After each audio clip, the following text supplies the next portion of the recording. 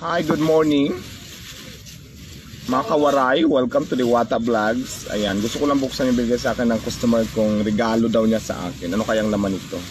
Bomba. Ay, ayun, sombrero siya. Sombrero. Maganda. Maganda.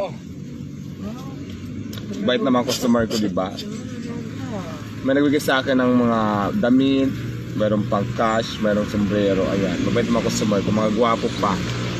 Mamaya, mapakita ko. Customer ko lang sa Diwata Mini Mart. Ayun yung Mini Mart ko, mga buwibili lang sila dito. Ganon kababait ang mga customer ko dito, guys. Kaya yung mga ingitira dyan, Diyos ko, pakabait din kayo.